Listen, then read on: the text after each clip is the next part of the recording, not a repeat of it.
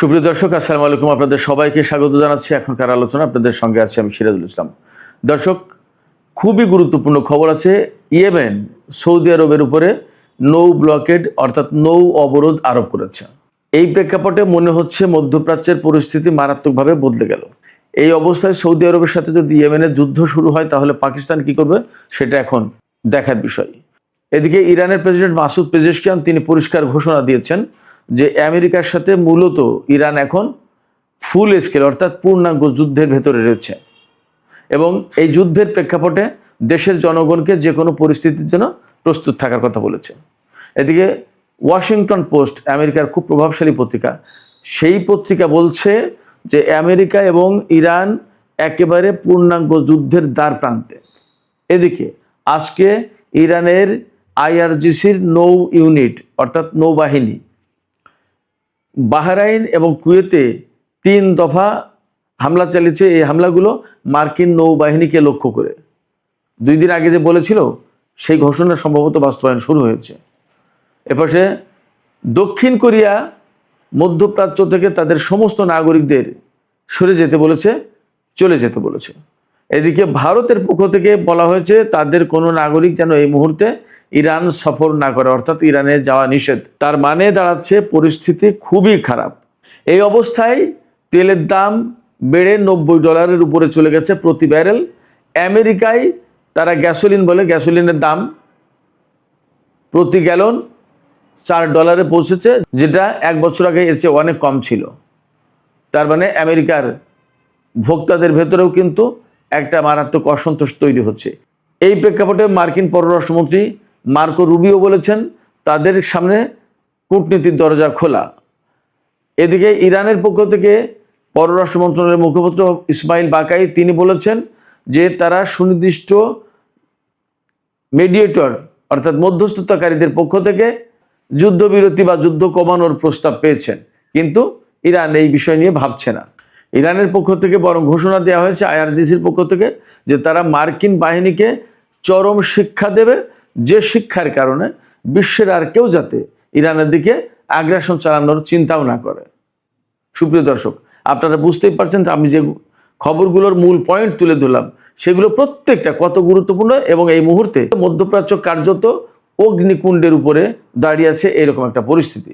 এই অবস্থা আসলে কি হতে যাচ্ছে এবং আদৌ কি কূটনৈতিক কোনো প্রক্রিয়া এখানে কাজে লাগবে কিনা, এ সমস্ত নিয়ে আমি বিস্তারিত আলোচনা করার চেষ্টা করব। আশা করি আপনারা শেষ পর্যন্ত সঙ্গে থাকবেন। আর ভিডিও ভালো লাগলে লাইক, কমেন্ট, শেয়ার করবেন এবং চ্যানেলটি সাবস্ক্রাইব করে সাথেই থাকবেন। দর্শক, চলুন বিস্তারিত আলোচনায় চলে যাই। প্রথমেই যে খবর আমি আপনাদেরকে জানিয়েছি সেটার একটু ইলাবোরেট করি।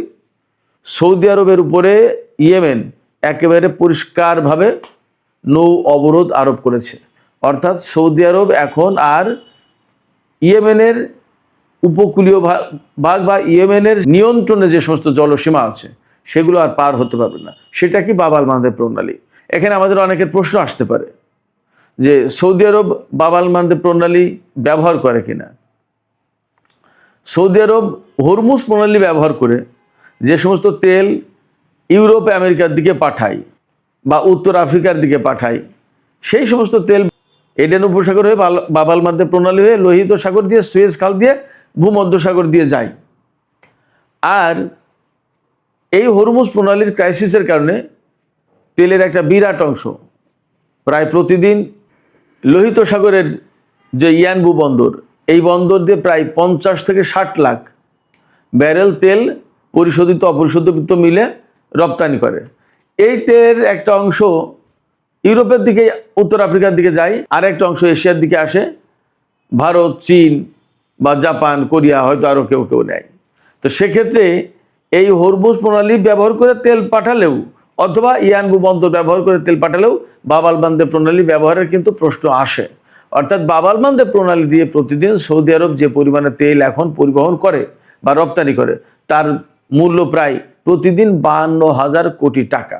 ফলে সৌদি আরবের উপর যখন ইয়েমেনের হুতিরা নৌ ব্লকেড আরোপ করছে, নৌ অবরোধ আরোপ করছে, তখন কিন্তু সৌদি আরব মারাত্মক রকমের সংকটে পড়ে যাবে। ওপাশে হরমুজ প্রণালী দিয়ে সংকট, এপাশে বাব আল মানদেব প্রণালী দিয়ে সংকট। অতএব সৌদি আরব কিন্তু বড় রকমের সংকটে পড়ে গেল। এখন প্রশ্ন আসতে পারে, ইয়েমেনের হুতিরা কেন সৌদি আরবের উপরে এই নৌ অবরোধ আরোপ করলো?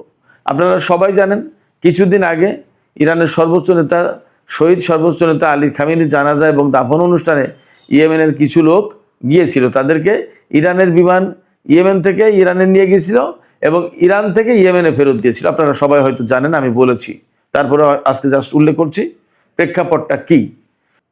যেদিন ইয়েমেনের লোকজনকে ইরান থেকে ইয়েমেনে নিয়ে গেছে, সেদিন কিন্তু সানা আন্তর্জাতিক বিমানবন্দরে সৌদি আরব বোমা বর্ষণ করেছে।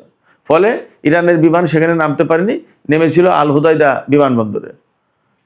ইয়েমেনের উপরে আজ 12 বছর ধরে নৌপথে, আকাশপথে এবং স্থলপথে সব পথে অবরোধ আরোপ করে রেখেছে সৌদি আরব ইয়েমেনের উপরে।